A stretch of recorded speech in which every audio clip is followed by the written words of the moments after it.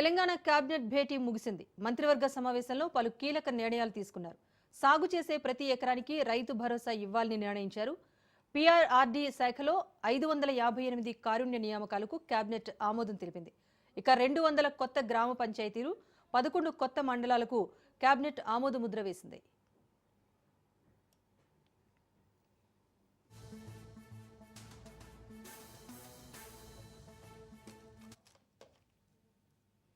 కొత్త రేషన్ కార్డులపై రాష్ట్ర ప్రజలకు తెలంగాణ ప్రభుత్వం శుభవార్త చెప్పనుంది. సంక్రాంతి నుంచి కొత్త రేషన్ కార్డులు జారీ చేయాలని నిర్ణయించినట్లు సమాచారం. 3.5 గంటల పాటు సుదీర్ఘంగా జరిగిన కేబినెట్ భేటీలో పలు కీలక నిర్ణయాలు తీసుకున్నారు. దాదాపు 22 అంశాలపై కేబినెట్ భేటీలో సంతకాలు జరిగాయి. ఈ నేపథ్యంలోనే కొత్త రేషన్ కార్డుల జారీపై కూడా కీలక నిర్ణయం తీసుకున్నట్టు తెలుస్తోంది. త్వరలోనే ప్రజల నుంచి నూతన రేషన్ కార్డుల జారీ ప్రక్రియకు సంబంధించి అప్లికేషన్స్ తీసుకుని సంక్రాంతి పండుగ సందర్భంగా తెలంగాణ ప్రజలకు కొత్త రేషన్ కార్డులను జారీ చేయాలని కేబినెట్ భేటీలో నిర్ణయం తీసుకున్నట్టుగా సమాచారం.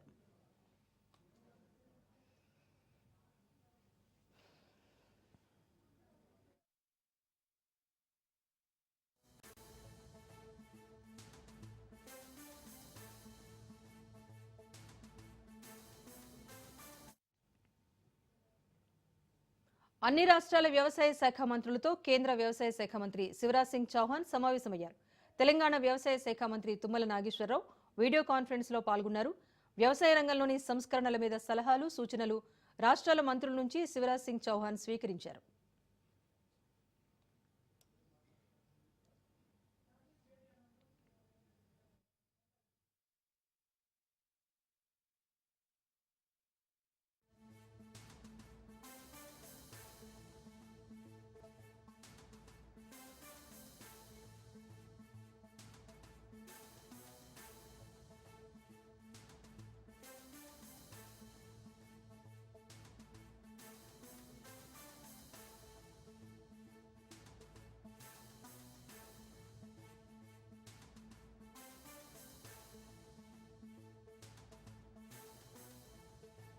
రాష్ట్రంలో అధికారంలో ఉన్న కాంగ్రెస్ ప్రభుత్వంపై బీఆర్ఎస్ వర్కింగ్ ప్రెసిడెంట్ కేటీఆర్ నిప్పులు చెరిగారు. రేవంత్ రెడ్డి సర్కారు చేస్తున్న వృధా ఖర్చులపై కేటీఆర్ ధ్వజమెత్తారు. ఎన్నికల్లో ఇచ్చిన హామీలను నెరవేర్చకుండా కేసీఆర్ ఆనవాళ్లు చెరిపేయాలనే లక్ష్యంతో పేర్లను మార్చివేస్తూ ప్రజాధనాన్ని దుర్వినియోగం చేస్తున్న రేవంత్ రెడ్డిపై కేటీఆర్ తీవ్ర ఆగ్రహం వ్యక్తం చేశారు. రైతు భరోసా ఇచ్చింది లేదు, రుణమాఫీ చక్కగా చేసింది లేదు, పెన్షన్ పెంచింది లేదు, 6 గ్యారెంటీల అమలుకు దిక్కులేదు. కానీ ఆగమేఘాల మీద అనవసరమైన వాటి కోసం వేల కోట్ల రూపాయలు ఖర్చు పెట్టేందుకు మనసొచ్చిందా అంటూ కాంగ్రెస్ ప్రభుత్వాన్ని కేటీఆర్ నిలదీశారు.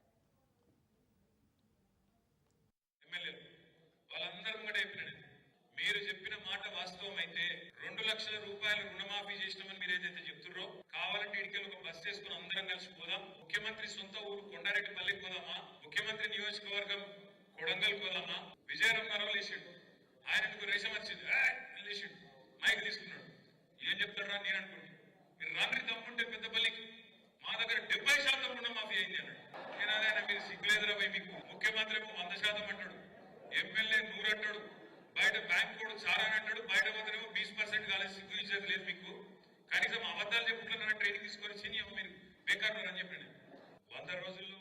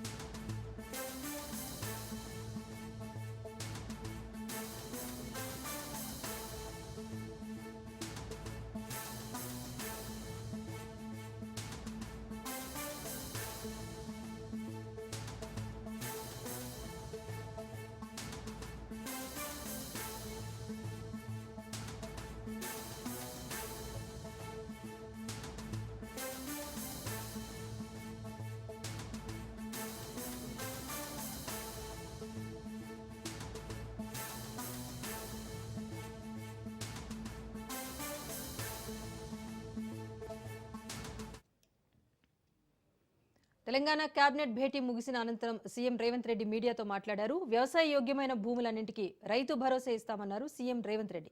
సంవత్సరానికి 12,000 రూపాయల రైతు భరోసా ఇస్తామని, భూమి లేని వ్యవసాయ కుటుంబాలకు 12,000 రూపాయలు ఇవ్వబోతున్నట్టుగా తెలిపారు. జనవరి 26 నుంచి పథకాలన్నీ కొనసాగుతాయని, రైతులకు మేలు జరగాలన్నదే తమ ప్రభుత్వ లక్ష్యమన్నారు రేవంత్.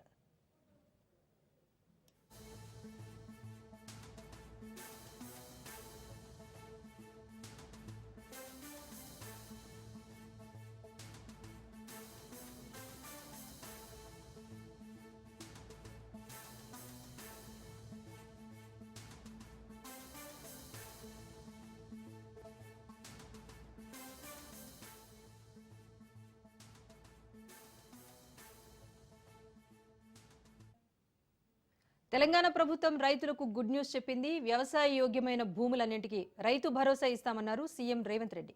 సంవత్సరానికి 12,000 రూపాయల రైతు భరోసా అందిస్తామని, భూమి లేని వ్యవసాయ కుటుంబాలకు ఇందిరమ్మ ఆత్మీయ భరోసా పేరుతో 12,000 రూపాయలు ఇవ్వబోతున్నట్టుగా తెలిపారు. జనవరి 26 నుంచి పథకాలన్నీ కొనసాగుతాయని, రైతులకు మేలు జరగాలన్నదే తమ ప్రభుత్వ లక్ష్యమన్నారు రేవంత్.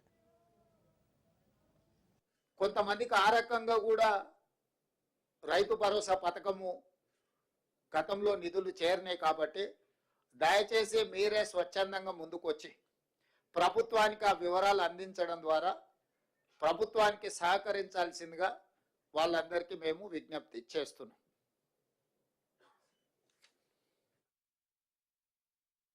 నిధులను ఇవ్వడం జరుగుతుంది.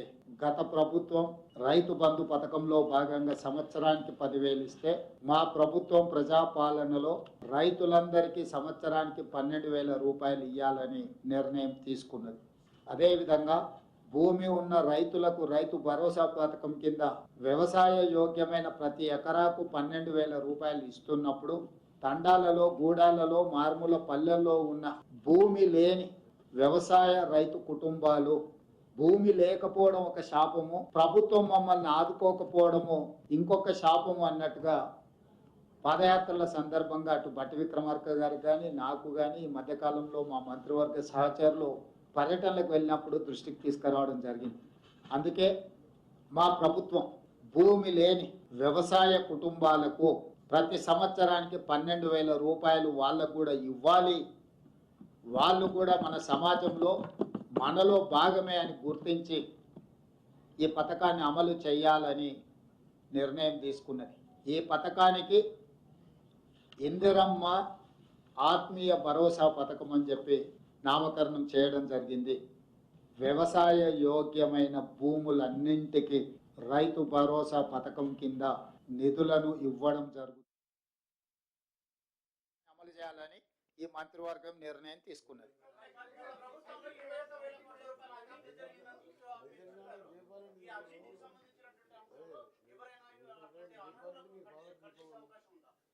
ఇప్పుడు గతంలో ఏం జరిగిందో దాని వెనక్కి వెళ్తే కేసీఆర్ కుటుంబము 1000 సంవత్సరాలు జైలు శిక్ష అనుభవించాల్సి వస్తుంది.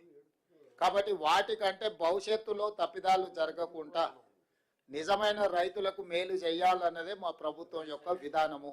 కాబట్టి ఈరోజు ఒక మంచి నిర్ణయం ఈ మంత్రివర్గ సమావేశంలో తీసుకున్నాం. కాబట్టి మీడియా మిత్రులకు కూడా నా సూచన, అనవసరమైన అంశాలు, అనవసరమైన వివాదాలకు తావియ్యకండి. స్పష్టంగా మళ్ళీ నేను చెప్తున్నా, వ్యవసాయ యోగ్యమైన ప్రతి ఎకరాకు రైతు భరోసా వస్తుంది. ప్రతి ఎకరాకు సంవత్సరానికి 12,000 రూపాయలు ఇవ్వడం జరుగుతుంది.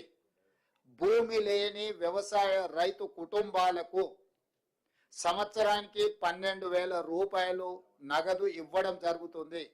ఆ పథకం పేరు ఇందిరమ్మ ఆత్మీయ భరోసా.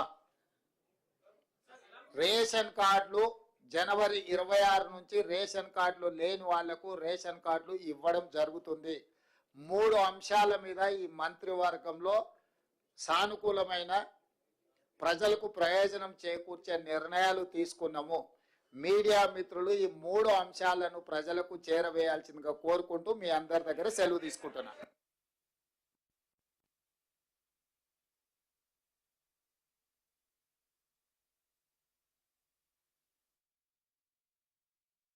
రైతు కుటుంబాలు భూమి లేకపోవడం ఒక శాపము, ప్రభుత్వం మమ్మల్ని ఆదుకోకపోవడము ఇంకొక శాపము అన్నట్టుగా పాదయాత్రల సందర్భంగా అటు భట్టి విక్రమార్క గారికి కానీ నాకు కానీ ఈ మధ్యకాలంలో మా మంత్రివర్గ సహచరులు పర్యటనలకు వెళ్ళినప్పుడు దృష్టికి తీసుకురావడం జరిగింది.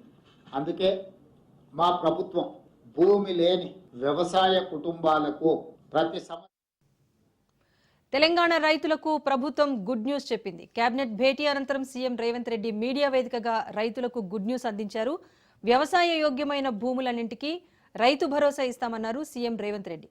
సంవత్సరానికి 12,000 రూపాయల రైతు భరోసా అందిస్తామని, అలాగే భూము లేని వ్యవసాయ కుటుంబాలకు ఇందిరమ్మ ఆత్మీయ భరోసా పేరుతో 12,000 రూపాయలు అందించబోతున్నట్టుగా తెలిపారు. జనవరి 26 నుంచి పథకాలన్నీ కొనసాగుతాయని, రైతులకు మేలు జరగాలన్నదే తమ ప్రభుత్వ లక్ష్యమన్నారు రేవంత్ రెడ్డి. దీంతో పాటు రేషన్ కార్డు లేని వారికి కొత్త రేషన్ కార్డుల జారీ కూడా కొనసాగుతుందని చెప్పారు. ఇప్పుడు కేబినెట్ భేటీలో తీసుకున్న నిర్ణయాలకు సంబంధించిన పథకాలన్నీ కూడా గణతంత్ర దినోత్సవం సందర్భంగా అమల్లోకి తీసుకొస్తామని కూడా ముఖ్యమంత్రి స్పష్టం చేశారు. అందరికీ నూతన రేషన్ కార్డు ఇవ్వాలని కూడా ఈ వ్యవసాయ కుటుంబాలకు సంవత్సరానికి 12,000 రూపాయలు ఇందిరమ్మ ఆత్మీయ భరోసా పథకం కింద ఇవ్వాలని నిర్ణయం చేయడం జరిగింది. ఇదే కాకుండా చాలా సంవత్సరాల నుంచి రేషన్ కార్డుల సమస్య పేదవాళ్ళను పట్టి పీడిస్తుంది.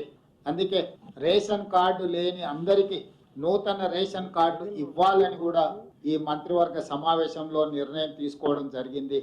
కాబట్టి ఈ అన్ని పథకాలు జనవరి 26, 2025 నుండి ప్రారంభం కాబోతున్నాయి. జనవరి 26, 2025కు ఒక ప్రత్యేకత ఉన్నది. మన రాజ్యాంగం అమలు జరిగి డాక్టర్ బాబాసాహెబ్ అంబేద్కర్ గారు మన రాజ్యాంగాన్ని ప్రసాదించి అమలు చేయబట్టి 75 సంవత్సరాలు పూర్తి చేసుకుంటున్న సందర్భంగా జనవరి 26, 2025 నుంచి పథకాలను అన్నింటిని కూడా అమలు చేయాలి అని చెప్పి మా ప్రభుత్వం నిర్ణయం తీసుకున్నది. వ్యవసాయ కుటుంబాలకు సంవత్సరానికి 12,000 రూపాయలు ఇందిరమ్మ ఆత్మీయ భరోసా పథకం కింద ఇవ్వాలని నిర్ణయం చేయడం జరిగింది. ఇదే కాకుండా చాలా సంవత్సరాల నుంచి రేషన్ కార్డుల సమస్య పేదవాళ్ళను పట్టి పీడిస్తుంది. అందుకే రేషన్ కార్డు లేని అందరికీ నూతన రేషన్ కార్డు ఇవ్వాలని కూడా ఈ మంత్రివర్గ సమావేశంలో నిర్ణయం తీసుకోవడం జరిగింది. కాబట్టి ఈ అన్ని పథకాలు జనవరి 26, 2025 నుండి ప్రారంభం కాబోతున్నాయి. జనవరి 26, 2025కు ఒక ప్రత్యేకత ఉన్నది. మన రాజ్యాంగం అమలు జరిగి డాక్టర్ బాబాసాహెబ్ అంబేద్కర్ గారు మన రాజ్యాంగాన్ని ప్రసాదించి అమలు చేయబట్టి 75 సంవత్సరాలు పూర్తి చేసుకుంటున్న సందర్భంగా జనవరి 26, 2025 నుంచి పథకాలను అన్నింటిని కూడా అమలు చేయాలి అని చెప్పి మా ప్రభుత్వం నిర్ణయం తీసుకున్నది. వ్యవసాయ కుటుంబాలకు సంవత్సరానికి 12,000 రూపాయలు ఇందిరమ్మ. రంగారెడ్డి జిల్లా షాద్నగర్లో మంత్రి సీతక్క పర్యటించారు. పలు అభివృద్ధి పనులకు మంత్రి సీతక్క శంకుస్థాపన చేశారు. మహిళలను ఆర్థికంగా బలోపేతం చేయటమే తమ లక్ష్యమన్నారు. మహిళా సంఘాలకు 19 రకాల వ్యాపారాలు పెట్టించామని తెలిపారు సీతక్క. గత ప్రభుత్వంలో గుట్టలకు, రోడ్లకు రైతు బంధు ఇచ్చారని సీతక్క ఆరోపించారు. దీంతో ప్రభుత్వంపై 24,000 కోట్ల రూపాయల భారం పడిందని తెలిపారు సీతక్క.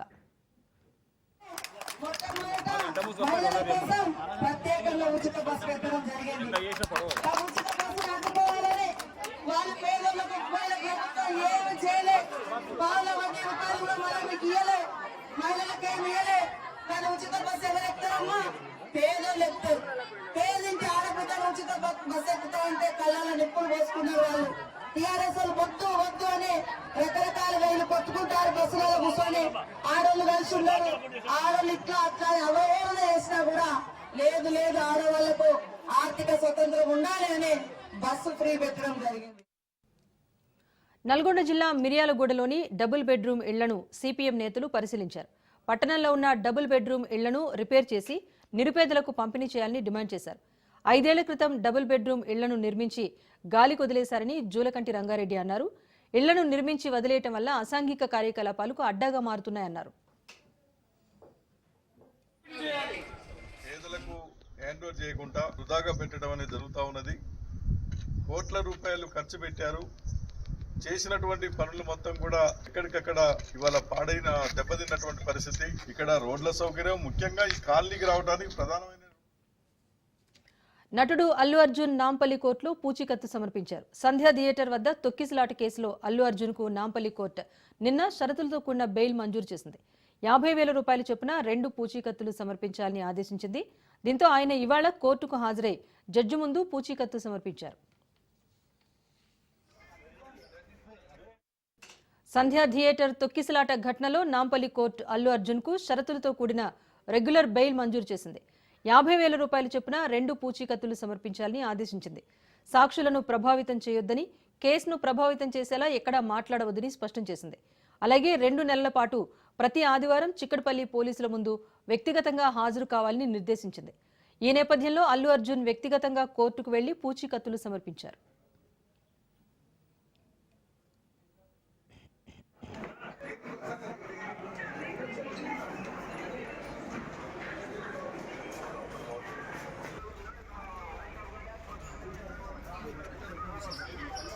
మహబూబ్ నగర్ జిల్లా ప్రభుత్వ పాలిటెక్నిక్ కాలేజ్ ఘటనలో కీలక విషయాలు వెలుగులోకి వచ్చాయి. సుమారు గంటన్నరకు పైగా ఉన్న వీడియోలో 5 విద్యార్థులు ఉన్నట్టుగా గుర్తించారు. నిందితుడు నక్కా సిద్ధార్థ మంథనికి చెందినవాడిగా పోలీసులు గుర్తించారు. 2022లో మెకానికల్లో డిప్లొమా పూర్తి చేశాడు. బ్యాక్లాగ్స్ ఉండటంతో పరీక్షలు రాసేందుకు సిద్ధార్థ వచ్చాడు. పరీక్షకు వెళ్లే ముందు సిద్ధార్థ మొబైల్లో వీడియో రికార్డ్ ఆన్ చేసి వెళ్లిపోయాడు. విశాఖలోని ఆర్కే బీచ్లో భారత నౌకాదళ వాయు విభాగం విన్యాసాలు ఆకట్టుకున్నాయి. సాగర తీరంలో యుద్ధ విమానాలు, నౌకలు, హెలికాప్టర్లు, ట్యాంకర్లు సందడి చేశాయి. ఈ కార్యక్రమానికి ముఖ్య అతిథిగా సీఎం చంద్రబాబు హాజరయ్యారు. విన్యాసాల్లో భాగంగా భారత నౌకాదళ పాటవం, పరాక్రమం ప్రదర్శించారు. నేవీ డే విన్యాసాలను తిలకించేందుకు వచ్చిన నగరవాసులతో సాగర తీరం సీఎం చంద్రబాబు విశాఖ కేంద్రంగా తూర్పు నావికా దళానికి ఎంతో ప్రాధాన్యత ఉందన్నారు. సామర్థ్యానికి దీక్షకు హ్యాట్స్ ఆఫ్. ఇది ప్రతి సంవత్సరం చూస్తున్నారు. అయితే ఈ సంవత్సరం నేవీ డే ఒరిస్సాలో చేసిన తర్వాత వైస్ అడ్మిరల్ గారు కాదు విశాఖపట్నంలో కూడా మళ్లీ చేయాలని ప్రత్యేకంగా జనవరి 4వ తారీఖున పెట్టుకుని ఈ రోజు ఒక బ్రహ్మాండమైన ఈవెంట్ క్రియేట్ చేశారు. భారతదేశ సముద్ర సరిహద్దుల రక్షణ కోసం 1947లో విశాఖపట్నంలో నేవల్ స్థావరానికి పునాది పడింది. అయితే అఫీషియల్ గా ఈస్టర్న్ నేవల్ కమాండ్ గా మార్చడం 1983లో చేశారు. మొదట్లో చిన్న నేవల్ బేస్ గా ఉన్న ఈ యొక్క ఈస్టర్న్ నేవల్ కమాండ్ ఈ రోజు మహోన్నతంగా ఎదిగింది. దేశానికి అతి ముఖ్యమైన నావల్ హెడ్ క్వార్టర్ గా విశాఖపట్నం తయారు చేసే పరిస్థితికి వచ్చింది. 1971 భారత్ పాకిస్తాన్ యుద్ధంలో విశాఖపట్నం సమీపంలో నేవల్ కమాండే చాలా కీలకంగా పనిచేశారు. ఆ రోజు పాకిస్తాన్ సబ్మెరైన్ గాజీని ధ్వంసం చేసింది మన విశాఖపట్నం ఈస్టర్న్ నేవల్ కమాండ్ చేశారు. అందువల్లనే ఆ రోజు యుద్ధంలో మనం విజయం సాధించాం. అది చరిత్రలో మిగిలిపోయే. ఏపీలో ఇంటర్ విద్యార్థులకు మధ్యాహ్న భోజన పథకాన్ని మంత్రి లోకేష్ ప్రారంభించారు. ప్రైవేట్ పాఠశాలలకు ధీటుగా ప్రభుత్వ పాఠశాలను తీర్చిదిద్దుతున్నట్లు చెప్పారు. మంగళగిరిలో 2019లో తాను ఓడిపోయారని, కానీ పట్టుదలతో శ్రమించి రికార్డు స్థాయి మెజార్టీతో గెలిచానని అన్నారు. జీవితంలో గెలుపు ఓటములు సహజమన్న ఆయన పరీక్షలు తప్పినందుకే చాలా మంది విద్యార్థులు ఆత్మహత్య చేసుకుంటున్నారని అన్నారు. విద్యార్థులు ధైర్యం, ఆత్మవిశ్వాసంతో ముందడుగు వేయాలన్నారు. కరికులం కానివ్వండి, టెస్టులు కానివ్వండి అన్ని మెరుగుపరచండి అని ఆనాడు నేను కోరటం జరిగింది. దాంట్లో భాగంగా మన ప్రభుత్వం ఏర్పడిన వెంటనే జూనియర్ కళాశాలలో ఉచితంగా టెక్స్ట్ బుక్స్ మనం అందజేస్తాం జరిగింది. మధ్యాహ్న భోజనం కూడా మన పిల్లలకి మన ప్రభుత్వం అందజేస్తాం జరుగుతుంది.